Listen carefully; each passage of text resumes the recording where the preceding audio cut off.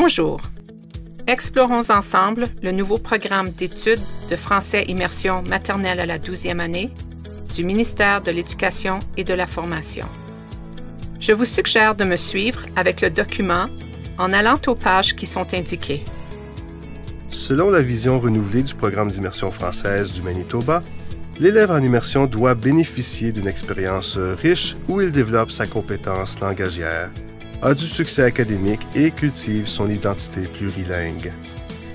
L'apprentissage par compétences reflète un processus naturel et holistique d'apprentissage. Les compétences ne s'acquièrent pas. Elles se développent tout au long de la vie d'un apprenant par le biais de tâches complexes de communication. Cette orientation s'appuie sur les pratiques courantes et actuelles en éducation. Examinons les apprentissages que doivent développer nos élèves au cours de leurs 12 années en immersion. Tout d'abord, ces apprentissages sont organisés en stades de 2 à 3 années. Ceci donne le temps de développer les compétences en profondeur et de les évaluer. Chaque stade comprend 5 schémas d'apprentissage. Dans le programme d'études de français immersion, l'apprenant développe 3 compétences disciplinaires. Le premier schéma contient les 3 compétences, soit négocier le sens des idées et de l'information, s'exprimer pour répondre à ses besoins et à ses intentions, et s'identifier comme apprenant en immersion française.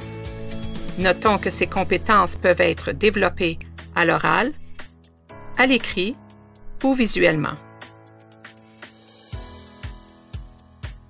Ce premier schéma contient aussi les 5 composantes qui viennent préciser les compétences. Nous les verrons plus en profondeur dans une deuxième vidéo.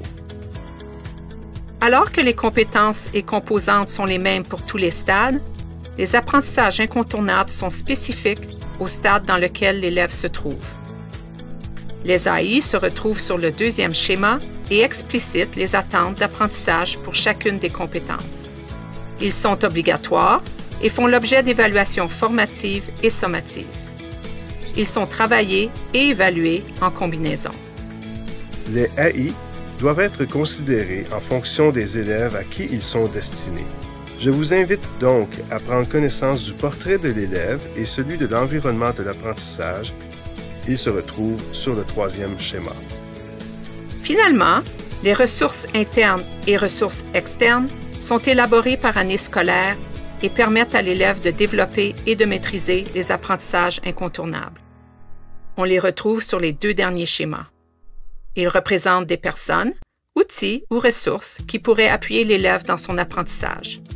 Nous les verrons en profondeur dans une autre vidéo. Il est important de ne pas oublier que l'on n'apprend pas une langue pour en démonter les mécanismes et manipuler gratuitement des mots nouveaux, mais pour fonctionner dans la culture qui va avec cette langue. Merci de votre écoute.